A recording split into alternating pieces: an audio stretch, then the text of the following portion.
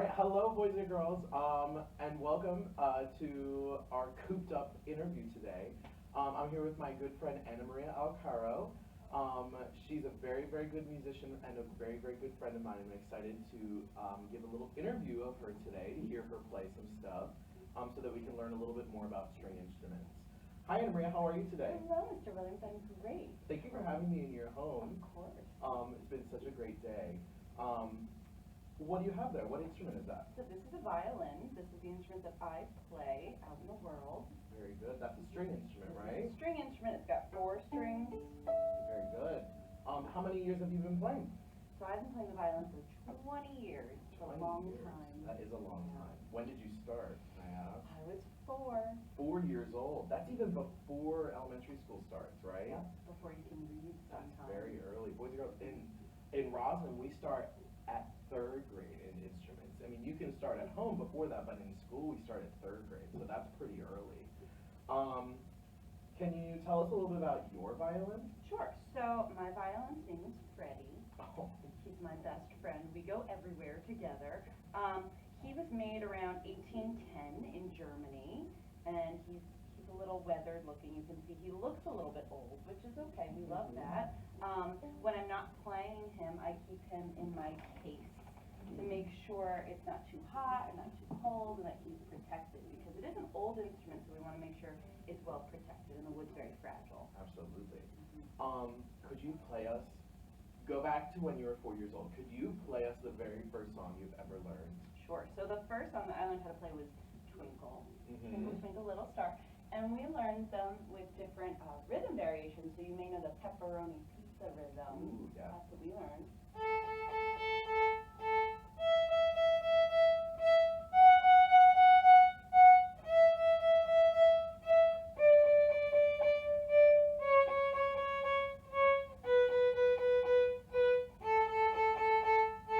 And from there, we went on to the theme. So it sounds like this.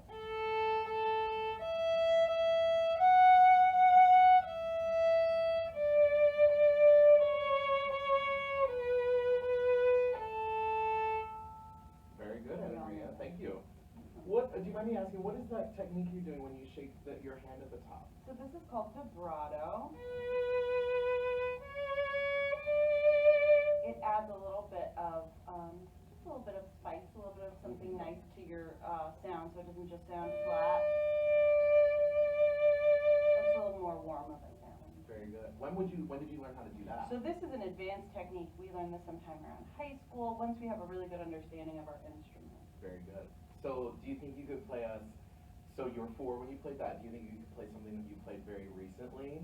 Sure. So one of the last shows that I played had this melody in it, and I think you might know it.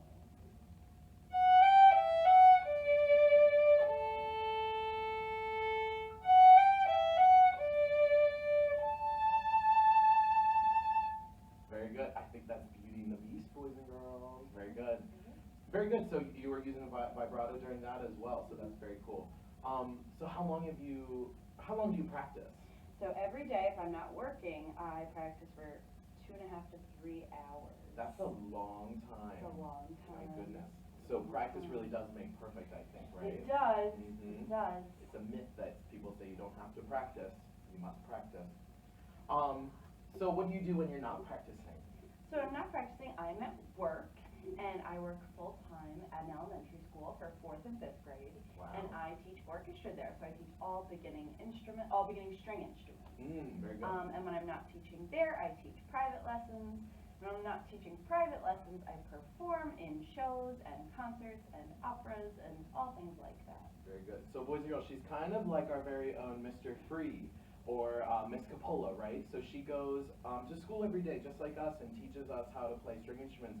But the day doesn't end at 3:20. She goes home and she teaches other students one-on-one, and then she performs in shows and operas and stuff like that. So it's really, really exciting. Do you play anything else, or just the violin? I do. So the other instrument I play professionally is the viola. Ooh. This is my viola. But Annamaria, that looks just like a violin. I know, they look really similar, right? But you can see the viola is a little bit bigger. I don't know if you guys can see it. It's a little bit bigger than the violin. I do see. Yeah. So, and it's a little bit wider. So the bigger the instrument, the lower the sound. So the viola is just like the violin, but it's a little bit lower. So the violin strings, the highest one is E, then we have A, D, and then the lowest is G. And on the viola, the highest is A, and then D, G, and then C. Very good. So there's three in common. Mm-hmm. That's very Three in cool. common. Do you think we could hear the difference? Could you play something on the viola? Sure. What the viola sounds like.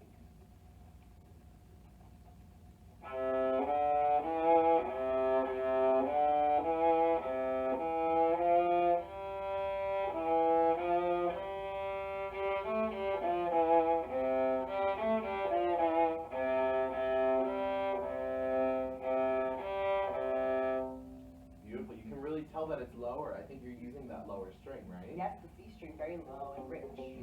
Very good. I love it. So thank you so much for being with us Of today. I course. think we learned a lot about those two instruments specifically and how to, that you need to be caring and practicing a lot to play a string instrument. Do you think we could play something together before we go? I would love to. Very good. All right? Mhm.